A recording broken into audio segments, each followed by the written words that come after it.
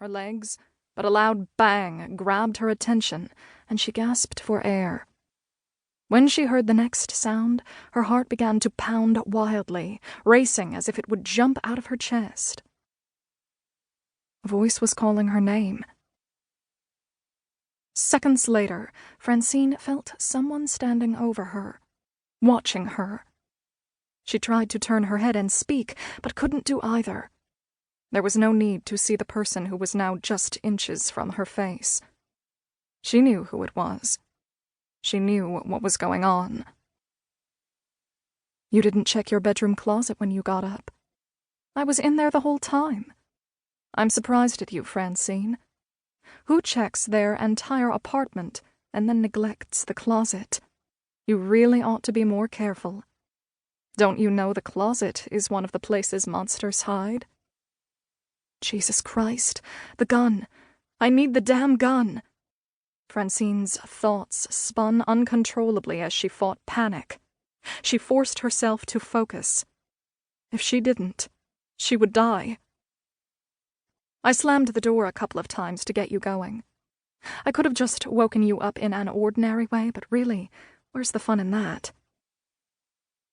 As Francine stared at the ceiling, blinking rapidly, her fingers twitched, and her body began to feel lighter, like she was regaining control. Frantically, she tried to move. She longed to feel the cold steel in her hands. It was so close, still hidden under the pillow. Hands prodded at her hard and fast, assessing her muscle tone. "I'm sure you've figured out by now you've been drugged. I did it while you were sleeping. Thank God for chloroform and muscle relaxants. They really do make things easier. But you've been able to blink your eyelids all along, and now your fingers are moving. It shouldn't be wearing off yet. I might have miscalculated the dosage." Francine curled her fingers into a fist and then opened them again, repeating the motion, hoping to awaken her arms. She froze when she heard the sound of a zipper opening, followed by a loud clank of metal objects hitting together, then the rustling of plastic. "You're probably wondering how I found you. You must be. Any smart person would. That's what I like about you, Francine. You're smart. That's how you got this far, how you've managed to hide for so long. But unfortunately, you have a really stupid side, too. And that's why you're not going to get away." Her whole body was tingling. It was coming around. In just a few minutes, she'd be able to grab the gun. Francine didn't have a few minutes. 2. West River Road, 11 a.m., 2 days later. Dr. Valentina Knight, DDS, walked out her back door and checked her watch again. The interview was in an hour. The drive would take 20 minutes. She had plenty of time. Val looked up at the clear sky, squinting from the glare of the sun. A beautiful day like this should have been a sign of promise, of good things to come. But she just couldn't get in the spirit. Promise had betrayed her more than once.